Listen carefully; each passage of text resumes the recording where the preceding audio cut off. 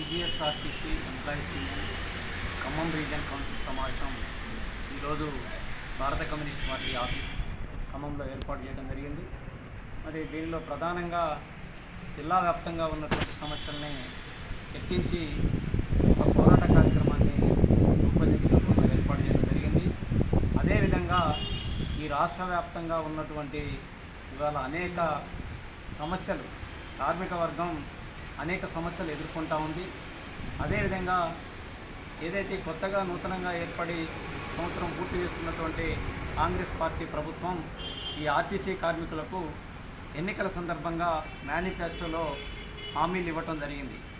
ఆ హామీలు అమలు చేయమని ప్రభుత్వం ఏర్పడిన దగ్గర నుంచి అనేక మంది మంత్రులను, అదేవిధంగా ముఖ్యమంత్రి గారిని, అదేవిధంగా ఆర్టీసీ యాజమాన్యాన్ని కలిసి అనేక దఫాలుగా మా సమస్యలను మెమోరండం రూపంలో కానీ, అదేవిధంగా మరి పోరాట కార్యక్రమం మరి ఇందిరా పార్క్ దగ్గర నిరాహార దీక్ష చేసి మరి మా యొక్క నిరసన తెలియజేశాం.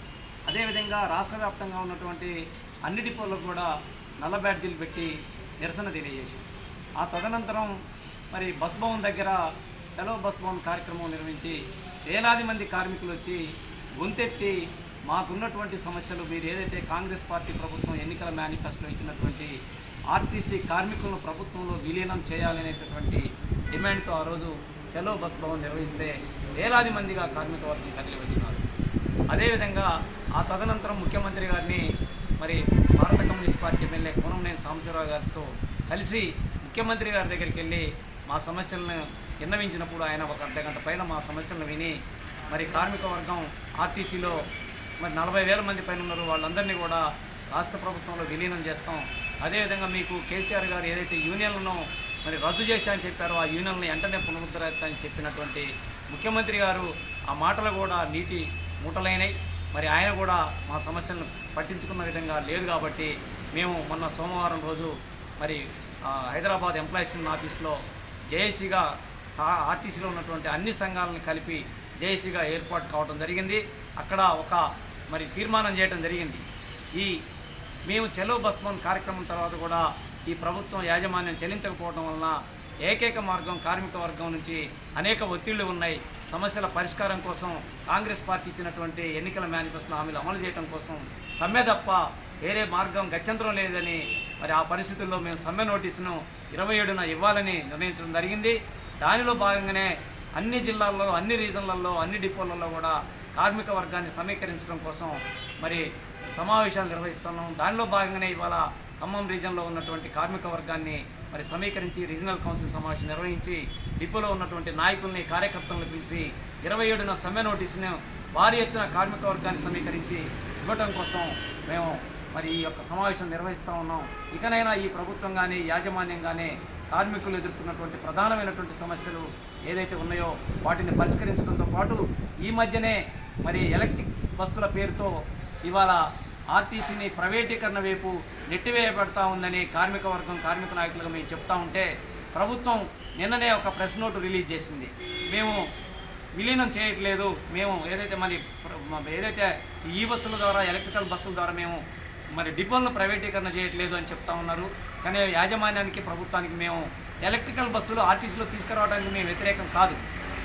మరి ఎలక్ట్రికల్ బస్సులను ఆర్టీసీలో పెట్టడానికి ఆర్టీసీఏ కొనే విధంగా, ఆర్టీసీకే ఇచ్చే విధంగా ప్రభుత్వం, కేంద్ర రాష్ట్ర ప్రభుత్వాలు గ్రాంట్గా డబ్బులు ఇచ్చి ఆ యొక్క సబ్సిడీని కూడా ఆర్టీసీకి ఇచ్చి ఆ బస్సుల్ని ఆర్టీసీఏ నిర్వహించడంతో పాటు ఆర్టీసీ సంస్థకే ఆ బస్సులు ఉండాలి. జేబీఎం సంస్థకి బస్సులు ఉండటం వల్ల ఆ జేబీఎం సంస్థకు సంబంధించినటువంటి డ్రైవర్లు, మెకానికులు అనేక మంది బయటి వాళ్ళు వచ్చి మా యొక్క ప్లేసులను ఆక్రమించి ఇక్కడ మా బస్సులు పెట్టుకొని విధులు నిర్వహించే విధంగా ఉంది. మరి ఆ బస్సులను తీసుకొచ్చి ఆర్టీసీలో ప్రవేశపెట్టడం వల్ల డిపోలో ఉన్నటువంటి కార్మిక వర్గం మరి వారికి పని లేక అనేక వేరే డిపోలకు పంపించే విధంగా, వారి ఉద్యోగాలు పోయే విధంగా పరిస్థితి దాపురిస్తూ ఉంది. కాబట్టి అందుకని ఈ రాష్ట్ర ప్రభుత్వాన్ని మేము ప్రధానంగా కోరుతా ఉన్నాం. ఖచ్చితంగా ఎలక్ట్రికల్ బస్సులు ప్రవేశపెట్టడానికి మేము వ్యతిరేకం కాదు. ఎలక్ట్రికల్ బస్సుల ద్వారా ఏదైతే కేంద్ర రాష్ట్ర ప్రభుత్వాలు పొల్యూషన్ తగ్గిస్తున్నటువంటి విధానానికి మేము వ్యతిరేకం కాదు.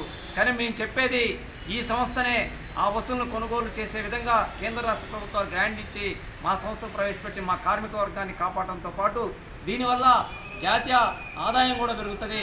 దానివల్ల మరి ఎస్సీ ఎస్టీ బీసీ బడుగు బలహీన వర్గాలకు కూడా ఆర్టీసీలో మరీ కొత్త ఉద్యోగాలు వస్తాయి కాబట్టి అందుకని ఎలక్ట్రికల్ బస్సులని ప్రభుత్వాలే కొనుగోలు చేసి ఆర్టీసీకి ఇచ్చి ఆ సబ్సిడీని ఆర్టీసీకి ఇచ్చి నిర్వహించాలనేది కూడా మేము ఈ సందర్భంగా మేము డిమాండ్ చేస్తూ ఉన్నాం.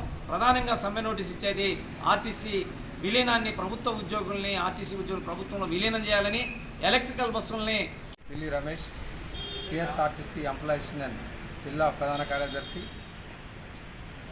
ఖమ్మం రీజియన్ సంబంధించి ఖమ్మం రీజియన్లో 7 డిపోలు ఉన్నాయి. 7 డిపోలలో జిల్లా కౌన్సిల్ సమావేశం ఈరోజు ఏర్పాటు చేయడం జరిగింది. 7 డిపోల నుంచి ప్రతినిధులు వచ్చారు. ప్రతినిధులు 7 డిపోలలో ఉన్న సమస్యల మీద చర్చించడం జరిగింది. ఆ చర్చించి వాళ్ళు తెచ్చిన సమస్యల్ని మొత్తం క్రోడీకరించి మా రీజనల్ మేనేజర్ ఆర్ఎం గారికి దగ్గర ఈ యొక్క సమస్యలను చెప్పి ఆ సమస్యలు ఆర్ఎం గారు పరిష్కరించేంత వరకు పరిష్కరిస్తారని కోరుతున్నాం. అదేవిధంగా ఈ కొత్తగా వచ్చిన ఆర్ఎం గారు వచ్చిన తర్వాత ముందుగా యూనివర్సిటీ పిల్లలకి వాళ్ళందరికీ ఒక 60 మందిని వాళ్ళకి ఉద్యోగం ఇవ్వడం జరిగింది.